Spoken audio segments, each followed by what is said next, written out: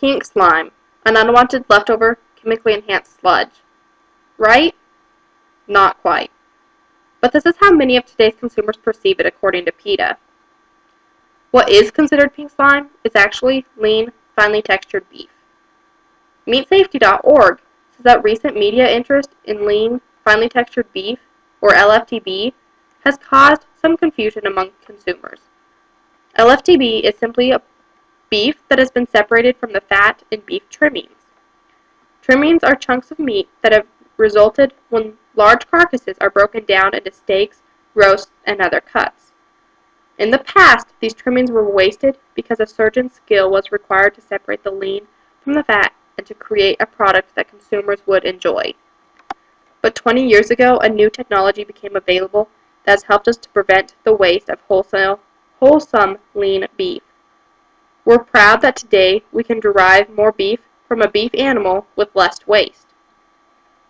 However, because of the lack of consumer education, products like LFTB are commonly mistaken as unsafe for human consumption. One bad review like this can affect and turn away over 540 consumers, according to Dr. Jeremy Burkett, an agricultural professor at Casper College. Today, we are going to discuss some of the reasons that there is a lack in consumer education. We will see what causes the problems, and finally talk about some of the things that can be done to improve the education of everyday consumers. Consumer knowledge, or the lack of, has been the main contribution to the distrust in the American food industry.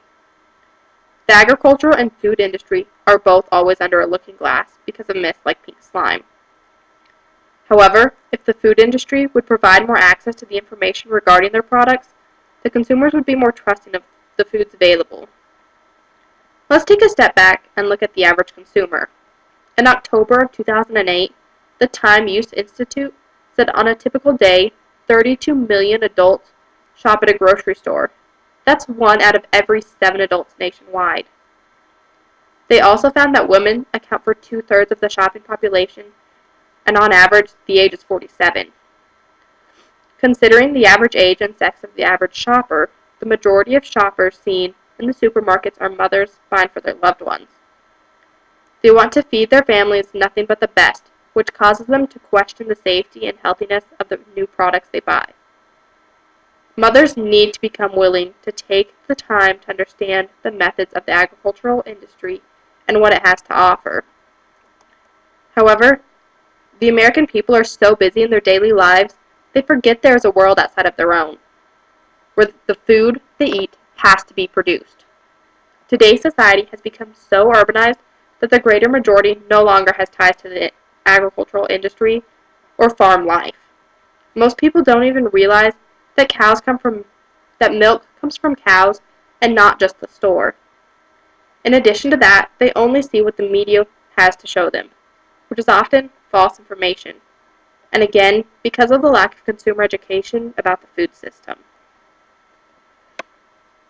There are groups like PETA that disagree with many methods used by farmers and ranchers, and because they are not traditional or considered all natural, therefore making the products unsafe for human consumption.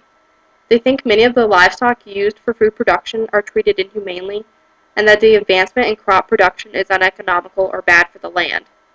But what they don't understand is that because of the USDA and FDA, everything these industries has gone through numerous and vigorous tests until they are proven safe. Nevertheless, the falsified information still reaches the media and is broadcasted throughout the country for everyone to hear or see. And because the population relies so heavily for the media to inform them of current events or issues, word spreads fast.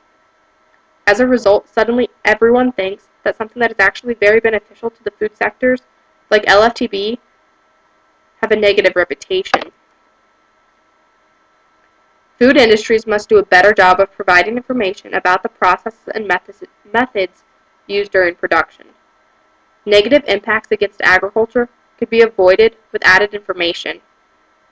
Food Production Daily posted an article by Jenny Spinner titled, "Do Consumers Trust Your Food Products?" which states, U.S. consumers feel they don't know enough about where their food comes from and how it's been grown or produced. And that knowledge gap could be creating mistrust of retail food products. Consumers want to know what they're eating and how it has been raised. And at the same time, producers and marketers want consumers to be knowledgeable about the products they sell so that they are not turned away by negative publicity. But in the end, this is a problem that could easily be fixed. There are a few steps that can be taken to start making changes towards improving consumer education. The steps start out small, but like all things, eventually grow and will make a large impact. The first thing that needs to be done is on a local or personal level. Producers need to reach out and talk to the consumers within their areas. They could attend a variety of events where people of different backgrounds, beliefs, and values meet. At the events, they can talk to citizens that are not involved with or familiar with agriculture and share information regarding recent topics or issues that have become a concern to the average consumer. A great way to connect with them would be to discuss the topics they are concerned about or are relative to their personal situations. A producer can also just talk about the things that they do within the operations and why they implement such practices. By having a face-to-face conversation with local citizens, producers can create a stronger relationship with their customer base. On a larger scale, producers and marketers can create more advertisement and informational packets that can be distributed at supermarkets and convenience stores. Brochures that give a description of what the product is and how it is raised, what process it has gone through, would be an easy way to inform the customers. For example, when you go to Walmart, they're already implementing some of these ideas. They show in the meat counter labels with meat cuts and where they come from, and also ways to prepare them or what meals they're best for. Doing more brochures and informational packets like this would help increase knowledge greatly. The brochures could either be attached to the packaging or simply just placed in displays within the stores. In addition to informational packets, short video clips could also be made.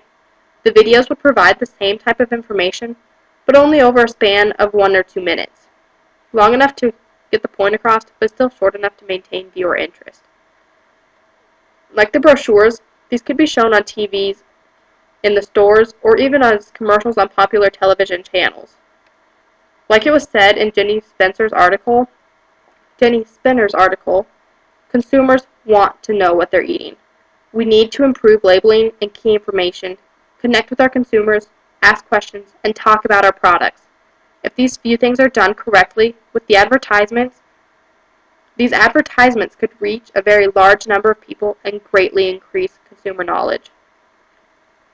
By doing these few simple things, the increase in consumer education would greatly benefit the food industries, but more importantly, the average consumer. Those who do not come from rural backgrounds would understand what goes on behind the scenes of food production and would be less likely to believe the false rumors created by media. With greater knowledge, those mothers seen in the shopping centers would be less concerned for their family's safety and well-being. They would know the truth behind myths like pink slime, and ultimately, consumers would be more confident that their foods that they are producing or that they are purchasing are healthy and safe for their loved ones.